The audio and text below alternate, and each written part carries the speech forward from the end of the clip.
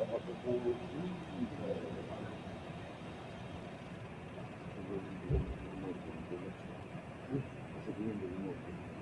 I know.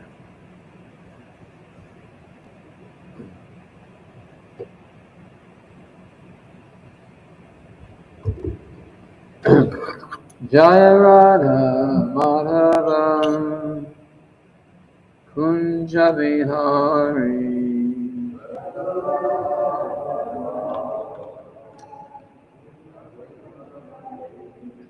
Jaya Radha Madhavam Kunja Bihari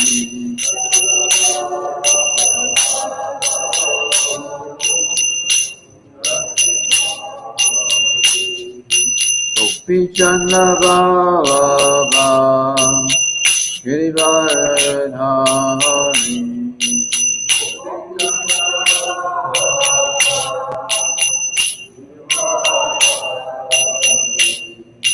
Gopichanda Baba Girivardhari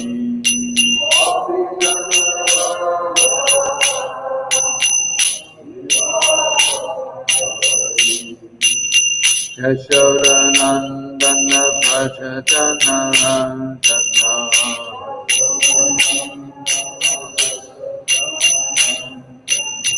Yashodanandana Prachadana Ranjana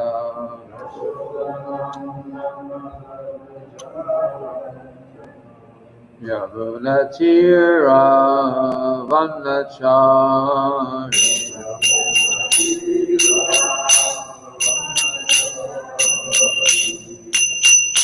Hare Krishna, Hare Krishna, Krishna Krishna, Hare Hare, Hare Rama, Hare Rama, Rama Rama, Hare Hare.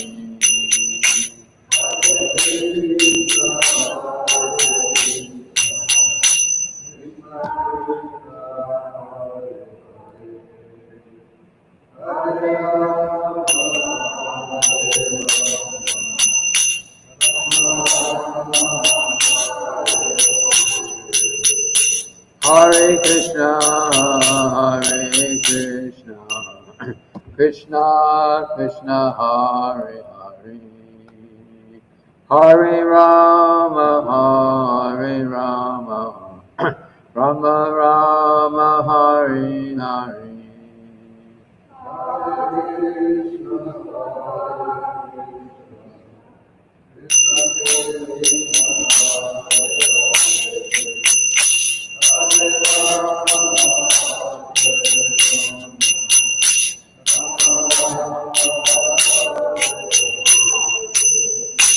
Srila Prabhupada ki jai. Om Namo Bhagavate Vasudevaya.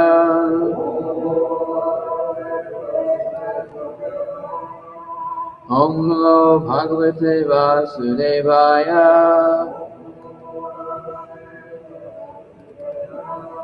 Om Namo Bhagavate Vasudevaya.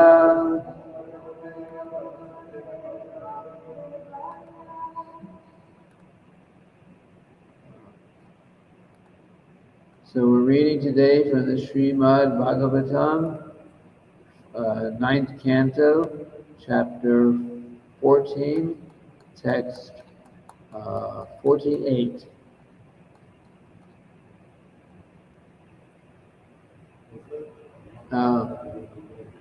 It's up to you. If you don't want to translate, then that's okay. Okay. So we'll chant the Sanskrit. Eka eva pura veda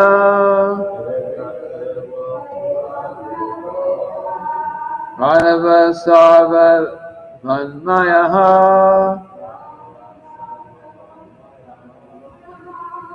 Devo narayano nanya Eko nirvana eva cha. Eka eva paraveda. Pranava sarva vanmayaha. Devo narayano nanya. Eko nirvana eva cha. Eka eva paraveda. Pranava sarva vanmayaha. Devo narayano nanya. Eko nirvana eva cha.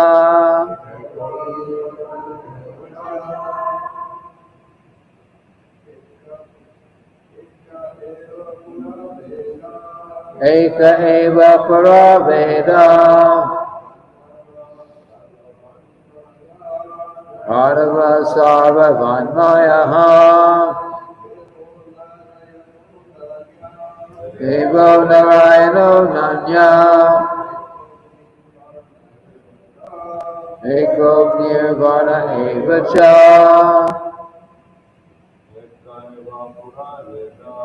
Eka eva paraveda. Pranava sarva vanmayaha. Devo narayano nanya. Eko nirvana eva cha.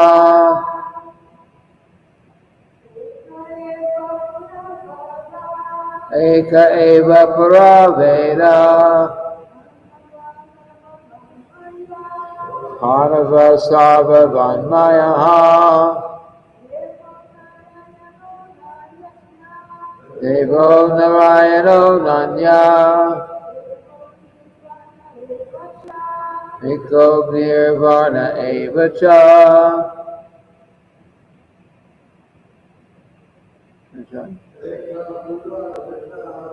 Eka eva paraveda.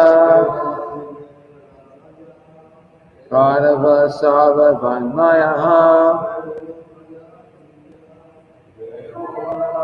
Nanya. Eko nirvana eva cha. So word for word synonyms. Ekaha, only one. Eva, indeed. Para, formerly. Vedaha, book of transcendental knowledge. Pranavaha, Omkar. Sarvabhakmayaha, consisting of all other Vedic mantras. Devaha, the Lord God. Narayanaha, only Narayan was worshipped in Satyayuga. Na anyaha, no other. Eka Agni, one division only for Agni. Varnaha, order of life. Evacha, and certainly. Translation. In the Satyayuga, the first millennium, all the Vedic mantras were included in one mantra, pranava, the root of all Vedic mantras. In other words, the Atharva Veda alone was the source of all Vedic knowledge. The Supreme Personality of Godhead, Narayan, was the only worshipable deity. There was no recommendation for worship of the demigods. Fire was one only. and the only order of life in human society was known as Hamsa. So, Srila Prabhupada's purport. In the Satya Yuga, there was only one Veda, not four. Later, before the beginning of Kali Yuga, this one Veda, the Atharva Veda, or some say the Yajur Veda, was divided into four: Sama, Yajur, Rig, and Atharva, for the facility of human society. In Satya Yuga, the only mantra was Omkar, Om Tat Sat.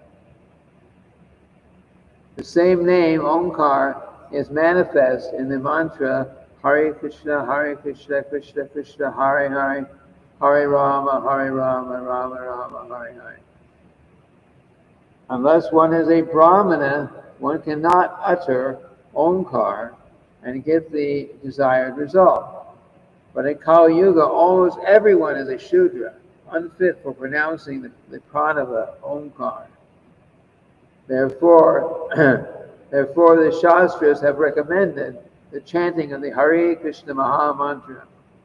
Omkar is a mantra or Maha Mantra, and Hare Krishna is also a Maha Mantra.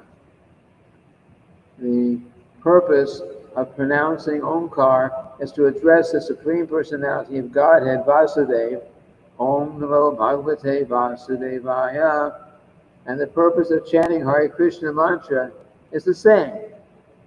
Hare, O energy of the Lord, Krishna, O Krishna, Hare, O energy of the Lord, Rama, O superintendent, O supreme Lord, O supreme enjoyer. The only worshipable Lord is Hari, who is the goal of the Vedas. Vedaista Sarvarahan Eva Veja.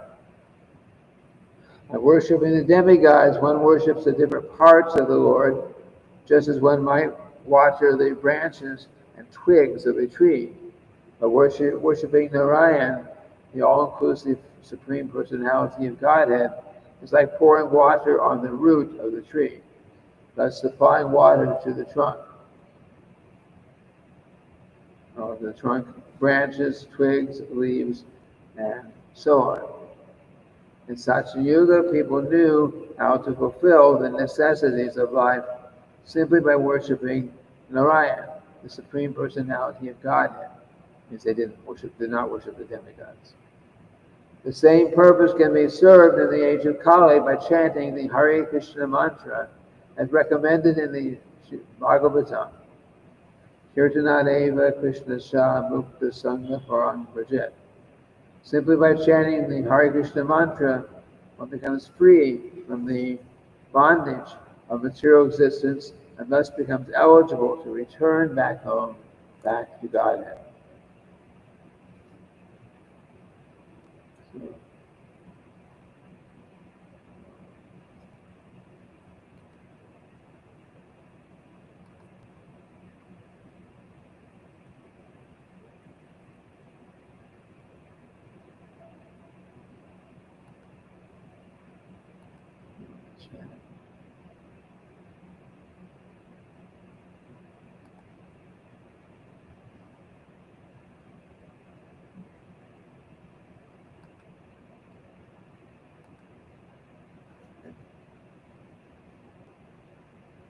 So, so Srila Prabhupada explains here that the different ages, the qualities of the people were different.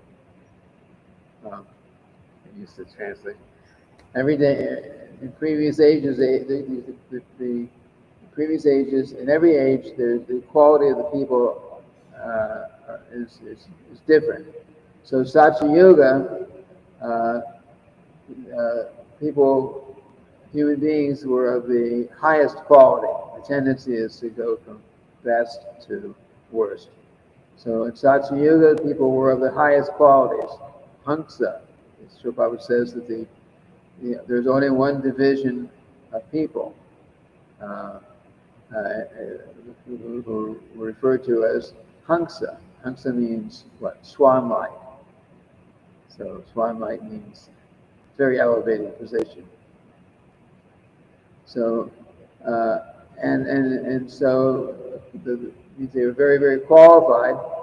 So they had there were many Vedic mantras, but all Vedic mantras were included in the Omkar. So that was the mantra that everyone would chant for self-realization. But in due course of time, as the Satya Yuga came to an end and Treta Yuga began, then the Vedas were the original Vedas, which Prabhupada says is a Atharva Veda, and he also said sometimes some people say it's the well,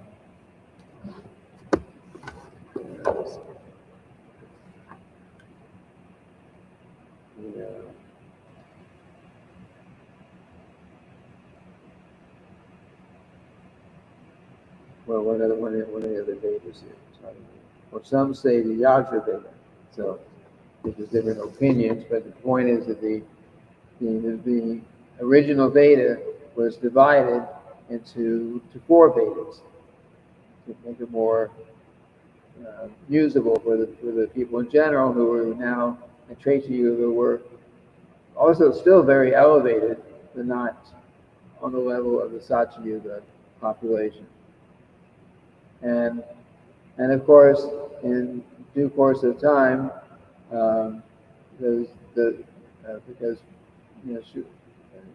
the end of Dwapara Yuga, Srila Vyasadeva saw that Kali Yuga is coming, and people are simply very fallen, will be very fallen. Already in the end of Dwapara Yuga, there were so many fallen souls. So Srila Vyasadeva, understanding the situation, he took those Vedas and he further expanded by writing, compiling the Puranas.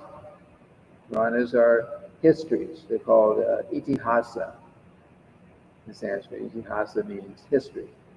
So, but they're not just histories; they're histories that they're all about Lord Krishna, or all about the purpose of the itihasas, or the Puranas, and the Mahabharata, and the Ramayana. All these literatures are there because the people in general could not and cannot generally just sit down and just study straight philosophy. It's very, very difficult to study just straight philosophy, right? But in the Puranas there are histories, and from just like we have the Srimad-bhagavatam, the best of all the Puranas. Srimad-bhagavatam is the best of all the Puranas, and there's so many histories. And as we go into Thai, Shishivada, Vajrabihari, Jagana, Balaram, Shivada, Shikade, Prahlad, Maharaj. So it's the best of all the histories, best of all the Puranas, and these histories, as we study through Srimad-bhagavatam, there's so many lessons to learn,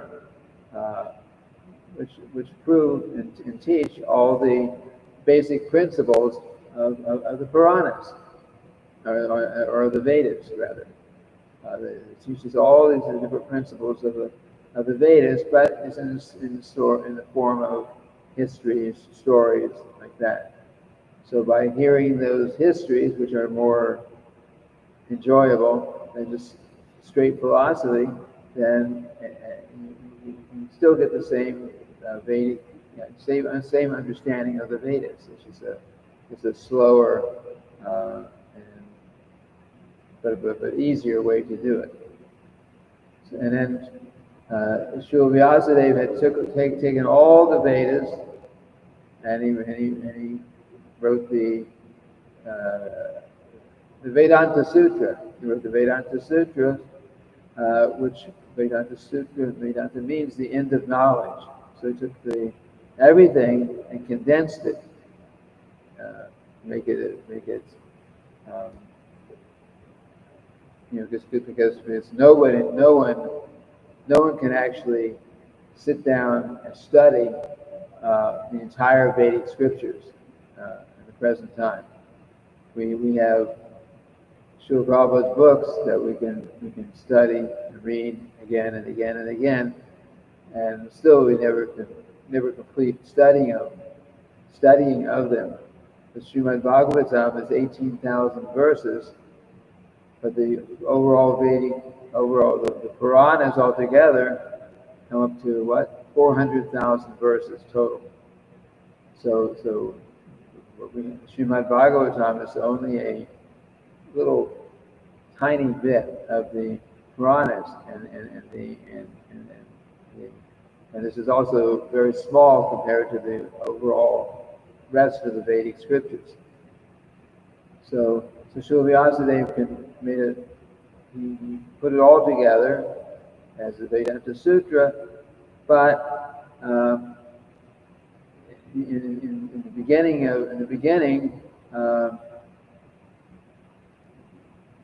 people were following, certain regulated study of Vedanta Sutra, but then he saw that there was degradation was coming in. So he wanted to, he knew that the people like the Mayavadis and others who would deviate from the path would have a very good time trying to speculate about the teachings of the Vedanta Sutra because of the way it's written. So he further expanded that. He wrote his purport, so to speak, his commentary on the Vedanta Sutra, which is the Srimad-bhagavatam. The Srimad-bhagavatam is the natural commentary of the Vedanta Sutra. And of course, we are, victims of Kali Yuga right now.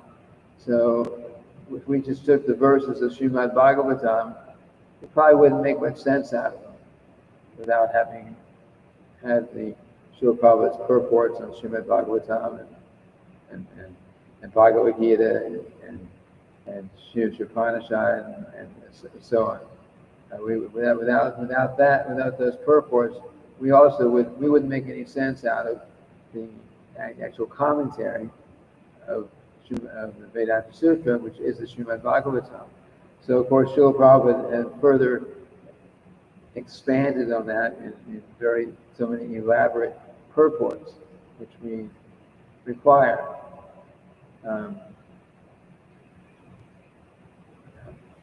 So, in any case, this is how things have come about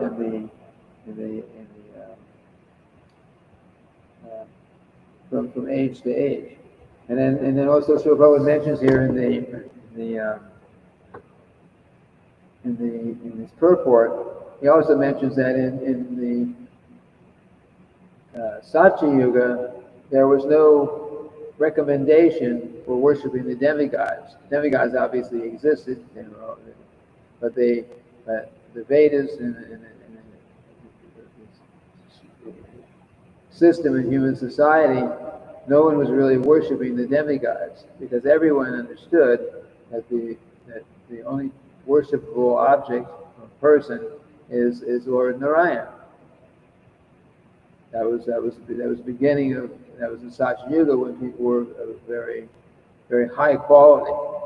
But as we're reading here in this history of King Pururava, so he was living. He appeared or was born at right towards the end of the Treta Yuga, right at the end of the Satya Yuga. He was born at the end of the Satya Yuga, and And at one point in his life, the ages changed over because um, there's a very exact time, day, moment when the ages actually change. So the ages change just like we can go from November to December, and there's a change of months, and that's kind of normal for us. So back then, during that period when King Pururava was present, the beginning of his life, it was the end of Satya Yuga, and then later on in his life, the Treta Yuga had begun. And because the Treta Yuga had begun, he got some understanding, some realization from within the heart about the system had changed. Now it was actually possible in the Treta Yuga to worship the demigods and try to perform karma khandya activities, which was not possible in Satya Yuga. You could perform these karma khandya activities so that you can get any material thing you want, and actually spiritual too, but any material thing that you may want is available in the Vedas. So the Vedic scriptures are considered to be the Vedas are considered to be like a desire tree. Desire tree means in the spiritual world all trees are desire trees there. So any fruit, any flower, anything you desire, you can get from from such a tree. You can and you can. If it was a mango tree, but you want to eat grapes or apple, and you can immediately manifest on that tree, like that. So that's a desire tree. So the Vedas are like that. The Vedas give knowledge for those who are humble enough to accept them. Vedas give knowledge that you can have anything that you want, any material or spiritual.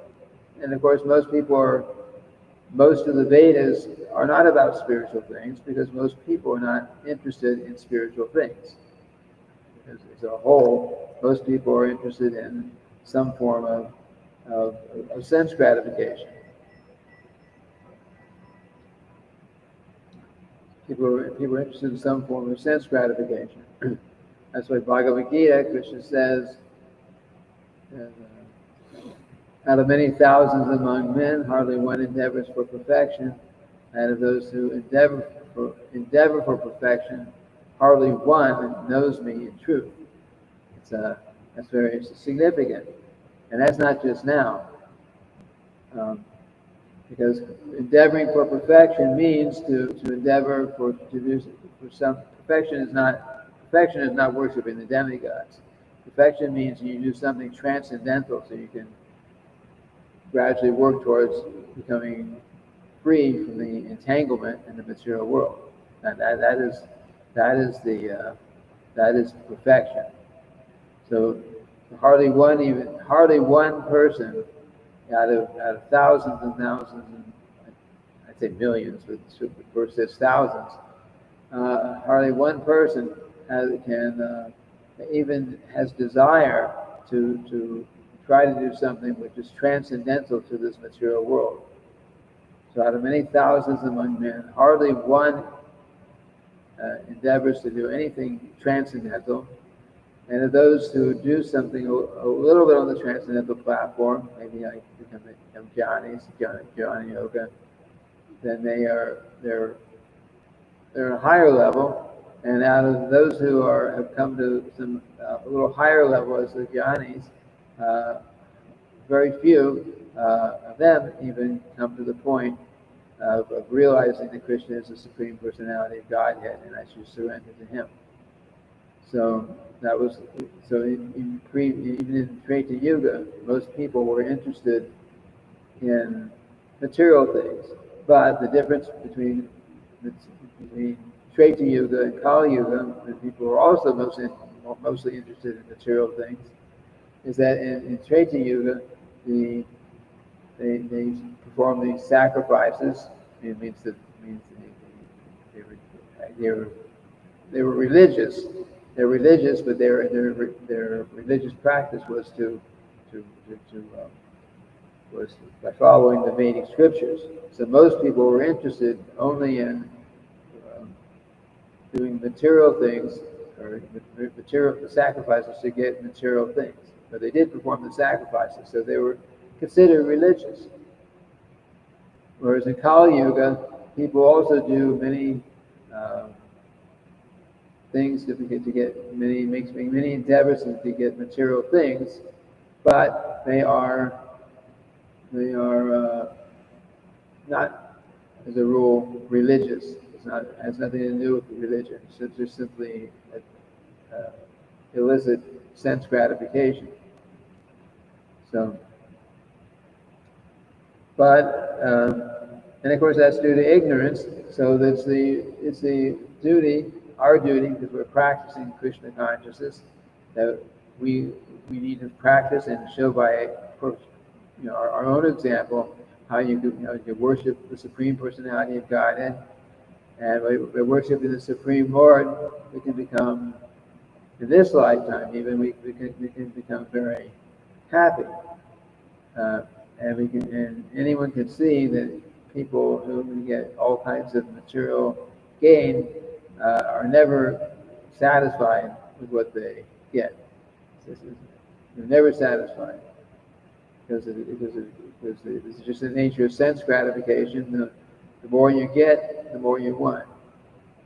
So if you're many years ago, if you became a millionaire, you had your first $1 million, that was very extraordinary. And then over time, there are more and more people that are not millionaires, they're billionaires. And now, of course, the push is, okay, this is the competition to see who becomes the first trillionaire. And I'm sure it'll go beyond that. So no matter what you have, you materially speaking, you're always going to want more sense gratification, more power. It's in nature.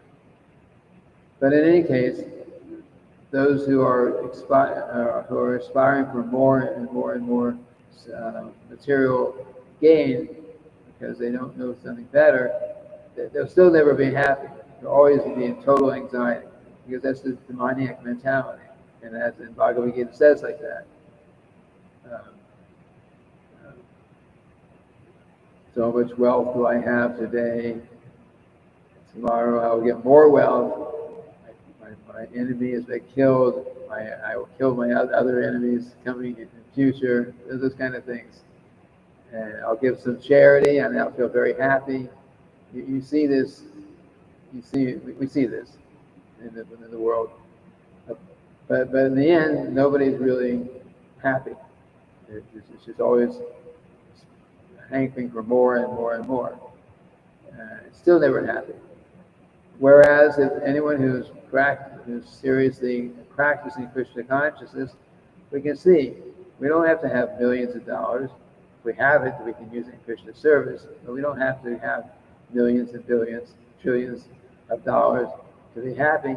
We simply chanting Hare Krishna, serving Krishna in his beautiful form as the deity, hearing and chanting about the glories of the Lord in the classes and our other discussions, and telling people about Krishna. This is like the full satisfaction is there, and this is all possible because we dedicate our life to Krishna service, and if we want to, and we need to, as followers of Srila Prabhupada, we need to see how we can also convince others to do the same thing and become Krishna conscious, and then they can also become happy. Anyway, these are a couple of points. Any questions, comments?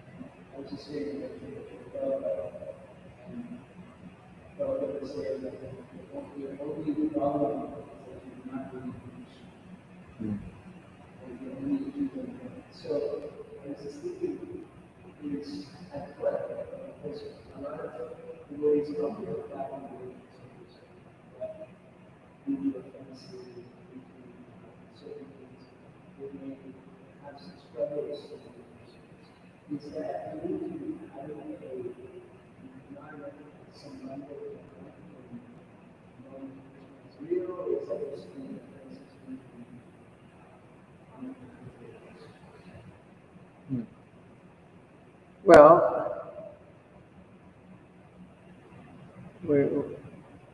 yeah, they're offenses,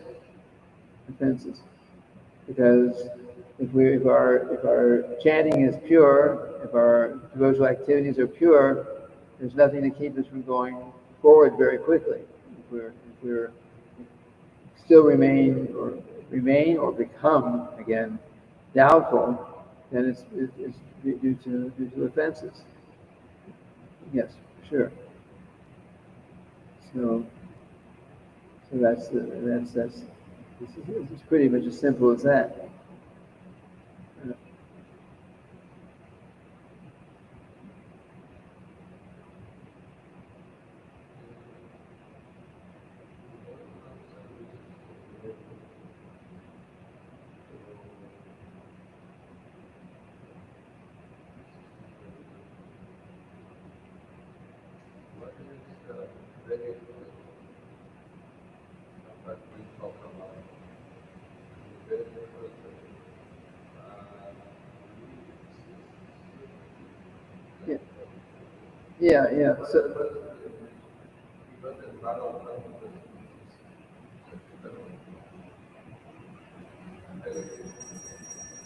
Yeah. So Vedic culture meant the difference between Vedic culture and Kali Yuga culture is that in Vedic culture, most people were interested in more interested in sense gratification still, but they went to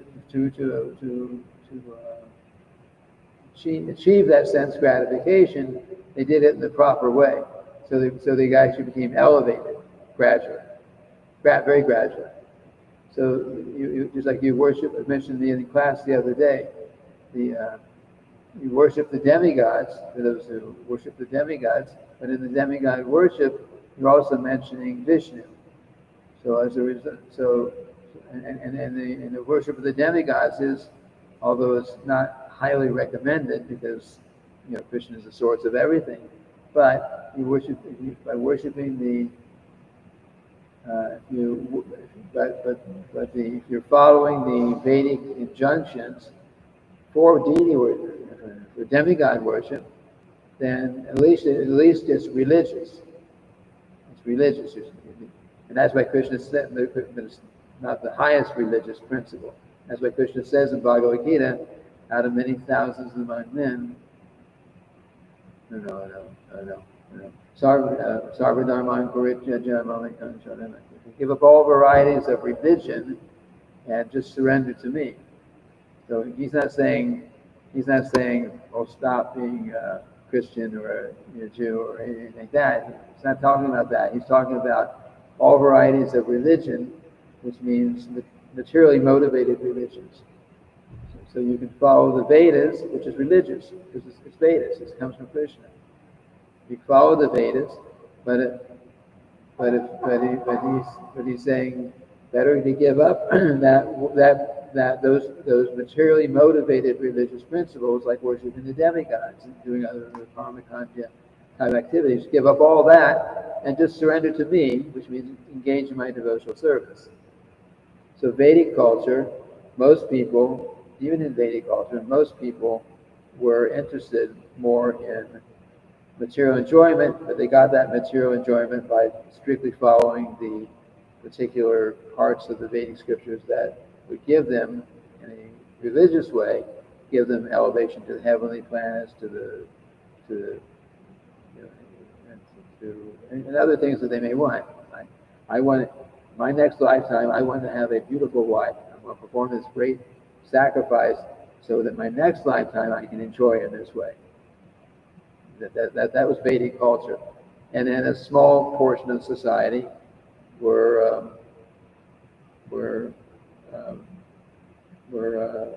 devotees of Krishna. That was actually Vedic culture. So that was the difference. Vedic culture means all these activities you do gradually will elevate you. Kali Yuga, the activities that most people do for sense gratification, will degrade them. Sometimes even in the name of religion, it will degrade them because I believe in God, I believe in Jesus, I believe in, but I'm eating meat and so many things because that's taught basically in the general. People generally understand in that way. You're Christian. Oh, I can be a Christian because we're allowed to eat meat. I like to eat meat. So in Kali Yuga, the people in general are still. Everyone wants sense gratification, but the people in general are degrading themselves because they're not following any religious principle in order to get what they want out of the sense gratification. Vedic culture means you still want material enjoyment, but you know that the only way I'm going to get this is by following strictly the particular Vedic injunctions. That was the difference. That was the difference. Anyone else? Okay. So we'll end here for today. And tomorrow, Friday, we'll be reading Srila Prabhupada Nectar. Srila Prabhupada Ki Jai.